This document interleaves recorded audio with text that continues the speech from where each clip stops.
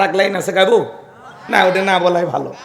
বলবো বলবো ওদেশে টিকটক হাসিয়া সব গেল ভাসিয়া। টিকটকে ভিডিও করিয়া ওই যে একটা মেয়ে দেখছেন না, মাকে ক্যান্সার রোগী হাসপাতালে ফেলাইয়া নৌকা যাচ্ছে, 11 বছরের শিশু, ক্লাস 6-এ পড়ে।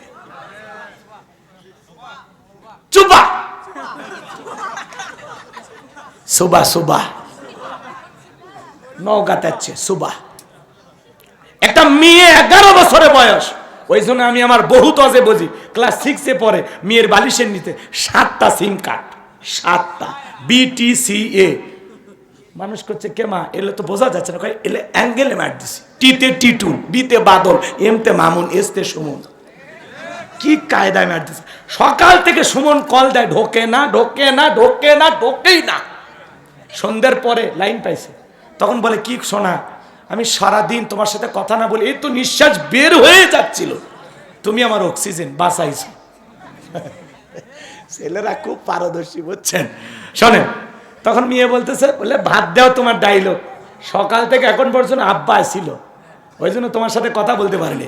কিন্তু ওই মফিজ জানেই না ওর সিরিয়াল নাম্বার 7, জানেই না। এই হলো সমাজের অবস্থা বাজা। ক্লাস 5-এর ছাত্র বলতেছে ওটা আমার, কি জামানা, ক্লাস 5-এ কইছে ওটা আমার আমার। তাহলে এই ছোট ছোট বাচ্চাদের করবেনটা কি? জামানা খুব খারাপ, আল্লাহ হেদায়েত দান করুক। জোরে কোন আমিন।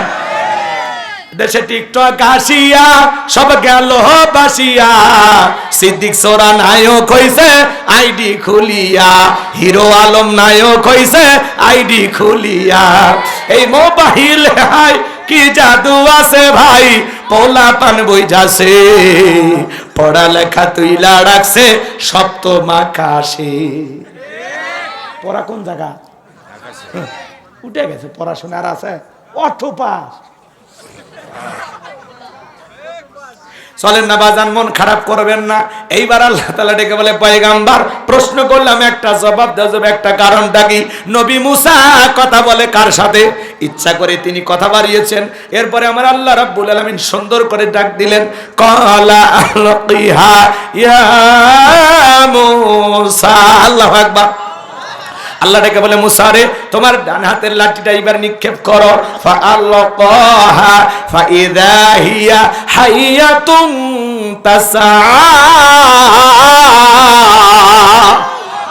লাঠিটা নিক্ষেপ করা মাত্র হয়ে গেল বিশাল বড় একটা সাপ। মুসা নবী বলে, বাপ রে বাপ, যে জাতের সাপ আমার বংশ করে দিবে সাপ, এই কথা ভেবে ভয়ে দৌড়াইতে লাগলেন। আমার আল্লাহ তখন ডেকে বলেন, ক্বালা খুযহা ওয়ালা তাখাফ সানুঈদুহা সিরাতাহাল উলা। ও নবী মুসা, ভয় পেও না, আমি আল্লাহ লাঠিকে সাপ বানাইলাম, আবার তুমি কি করো, সাপটাকে ধরো, আবার পূর্বের মতো লাঠি বানায় দিব। বলুন না সুবহানাল্লাহ। নবী মুসা এবার ভয়ে ভয়ে সাপ ধরতে গেছে, আবার কি হয়ে গেছে, লাঠি হয়ে গেছে। এটার নাম কি? মুজিজা। বলেন এর নাম কি? মুজিজা।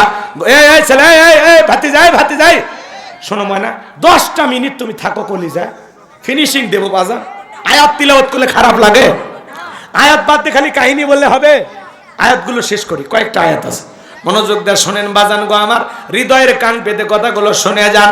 এইবার আল্লাহ রাব্বুল আলামিন বলেন, ওয়াদহুম ইয়াদাকা ইলা জানাহিকা তাখরুজ বাইদা আমিন গায়রি সুইন আয়াতান উখরা লিনুরিয়াকা মিন আয়াতিনাল কুবরা।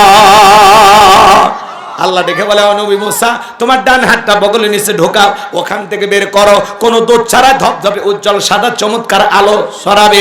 এই যে কুদরতের 2টা নিদর্শন দান করলাম, 2টা মুজিজা দান করলাম, এইবার তোমার দায়িত্ব হলো ইযহাব ইলা ফিরআউনা ইন্নাহু তাগা। আল্লাহু আকবার। ফিরআউনের নিকট চলে যাও, ফিরআউনকে যা বলে, ফিরআউন রে তুমি সীমা লঙ্ঘন করেছো, এখনো সময় আছে, পরিবর্তন হয়ে যাও, আমার আল্লাহ রাব্বুল আলামিনের দাওয়াত নিয়ে যাও। ও নবী মুসা ফিরআউনের নিকট যা বলো, ফিরআউন রে তোর বানানো আইন দিয়ে মিশর চলবে না, এখন থেকে মিশর পরিচালনা হবে আল্লাহর আইন দিয়া। আল্লাহু আকবার। নবী মুসা ডেকে বলে, আল্লাহ আপনি কি ভুলে গেছেন আমি ফিরাউনের দরবারে মার্ডার কেসের আসামি, গেলেই তো ফাঁসি দিয়ে মারবে। আমার আল্লাহ ডেকে বলে, পয়গম্বর ভয় পাওয়ার কোনো কারণ নাই, আমি আল্লাহ যার সাথে আছি, কোন জালেম ফাঁসি দিয়ে মারতে পারবে না, আগুনে পোড়ায় মারতে পারবে না, পানিতে ডুবায় মারতে পারবে না, হাজারো দিন রিমান্ডে নিয়েও ওরা মুমিনের মুখের হাসি কেড়ে নিতে পারবে না। বলুন সুবহানাল্লাহ। এইবার নবী মুসা ডেকে বলে, আল্লাহ যেতেই হবে। আমার আল্লাহ ডেকে বলে, অবশ্যই ফিরাউনের নিকট তোমাকে যেতেই হবে, এটা তোমার দায়িত্ব, আমি আল্লাহ তোমাকে নবী বানাইছি। নবী মুসা তখন ডেকে বলে, আল্লাহ অন্তরে দুরু দুরু ভাব হয়, একটু আপনার কাছে দোয়া করি। ছোটবেলা যখন মাদ্রাসায় পড়েছিলাম, কোরআন হাতে তুলে দেওয়ার সময় হুজুর এই দোয়াটা পড়িয়েছিলেন, আমি ভেবেছিলাম এটা কোরআন খোলার দোয়া, কিন্তু তাফসীর পড়তে এসে বুঝলাম না না, এটা কোরআন খোলার দোয়া না। নবী মুসা আলাইহিস সালাম যখন জালেম ফিরাউনের নিকট দাওয়াত দিতে গেছিলেন, সেই সময় আল্লাহ তাআলার কাছে দোয়া করে বলেছিলেন, ক্বালা রাব্বি ইশরাহ লি সাদরি ওয়া ইয়াসসির লি আমরি ওয়াহলুল উকদাতাম মিন লিসানি ইয়াফকাহু কওলি ওয়াজআলনি ওয়াজিরাম মিন আহলি হারুনা আখি। আল্লাহু আকবার। ডেকে বলেন, হে আমার রব, আমার বক্ষকে প্রশস্ত করে দাও, আমার কাজকে সহজ করে দাও, জিহ্বার জড়তাকে দূর করে দাও, যাতে সহজেই মানুষ আমার কথা বুঝতে পারে, আর আমার পরিবারের মধ্য থেকে আমার ভাই হারুনকেও আপনি নবী বানায়া দেন। চিৎকারে মেরে বলুন আল্লাহু আকবার। আমার আল্লাহ ডেকে বলে, পয়গম্বর দোয়া মঞ্জুর করা হলো, তোমার ভাই হারুনকে আমি আল্লাহ নবী বানায়া দিলাম, এইবার দুইজন মিলে ফিরাউনের নিকট চলে যাও। নবী মুসা আলাইহিস সালাম তখন তার ভাই হারুন আলাইহিস সালামকে সঙ্গে নিয়ে ফিরাউনের নিকট চলে আসলেন এবং ঘোষণা করলেন, ওয়াকালা মুসা ইয়া ফিরআউনু ইন্নী রাসূলুম মির রাব্বিল আলামিন।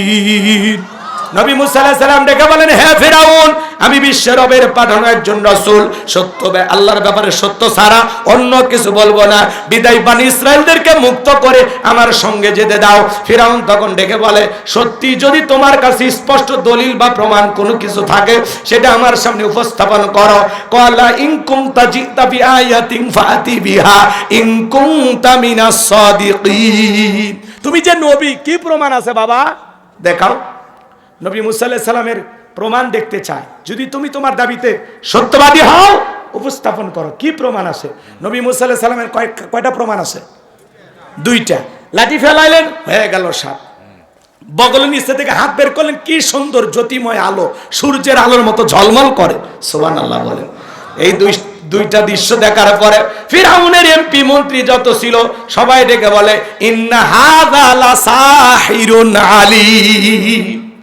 ছেলেটা মস্ত বড় জাদুকর। এমপি মন্ত্রীরা কি কয়? জাদুকর।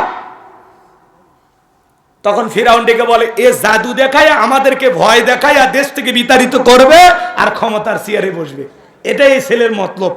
তখন বলতে আসছে এমপি মন্ত্রীরা, তোমরাই বলো কি করা যায়। তখন তারা বলল, নেতা এ দেশে তো জাদুকরের অভাব নাই, ওই ছেলেও জাদু দেখাইছে, আমরাও জাদু দেখাবো। নবী মুসা দেখায় মজেজা, কিন্তু এদের কাছে জাদুর মতো মনে হয়েছে, কারণ ওই দেশে ওই সময়ে ব্যাপক জাদুর প্রসার ছিল। সংক্ষিপ্ত কথা বোঝেন। এইবার তারা কি করলো, ইয়াতু বিকুল্লি সাহিরিন আলিম, শহর বন্দর থেকে তারা দক্ষ জাদুঘর ফিরাউনের দরবারে উপস্থিত করলো। এইবার সমস্ত জাদুঘর নেতার সামনে উপস্থিত হয়ে বলে, নেতা মাঠে নামার আগে জানার দরকার আছে না যে ট্রফিটা দামি প্রাইজ কোনো কিছু আছে কিনা, বেনিফিটটা কি, লাভটা কি, জয় পরাজয় আছে না, তো যারা বিজয়ী দল তাদের জন্য কি থাকছে পুরস্কার জানার দরকার নাই। সমস্ত জাদুকর বলে, নেতা আপনার পক্ষ নিয়ে যদি আমরা লড়াই করি, নবী মুসার সাথে যদি জাদুর বান নিক্ষেপ করি, তো আপনি আমাদেরকে কি দেবেন যদি আপনার শত্রু মুসাকে পরাজিত করতে পারি। ফিরাউন তখন পুরস্কার ঘোষণা করে কি বলেছিল জানেন? ফিরাউন তখন বলে, ক্বালা নাআম ওয়া ইন্নাকুম লামিনাল মুকাররাবিন, তোমরা হবে আমার নিকটতম ব্যক্তি, এই দরবার হবে তোমাদের বসবাসের জায়গা। নেতা যদি বলে তুমি আমার লোক, আর কিছু লাগে? নেতার কথায় ক্রস ফায়ার করা যাবে, রাতকে দিন করা যাবে, ভাতের হোটেল বানায়া নাটক করে পাবলিককে ধোকা দেওয়া যাবে। কথা বলে ঠিক না? ইমাম মুয়াজ্জিমের কোনো অপরাধ আছে? মিথ্যা মামলা হামলা দিয়া বইয়ের কাছে ঘুমাইতে দেয়নি। অন্ধ মানুষ সুপ্রিম কোর্টে গেছে গাড়ি পুনরের মামলার আসামি। অন্ধ মানুষ গাড়ি বাড়ি কিচ্ছু চেনে। কত বড় মিথ্যাবাদী ছিল। আমি যেদিন এই কথা শুনেছিলাম মনে হচ্ছে যে শয়তানের সাথে যদি আমার মিল থাকতো, আর আমি বলতে পারতাম যে শয়তান তোর কি বিশ্বাস হয় যে অন্ধ মানুষ গাড়িতে আগুন লেগে দিছে? শয়তান সেদিন বলতো গোলাম রব্বানি এটা হলো পৃথিবীর সবচাইতে বড় মিথ্যা কথা। এই কথা কন, কিন্তু ওর সাথে আমার কালেকশন নাই, এজন্য জিজ্ঞাসা করতে পারিনি। রাগ করেন? আচ্ছা অন্ধ মানুষ কোনোদিন গাড়ি আগুন লাগায় বাজান? পথ চেনে না,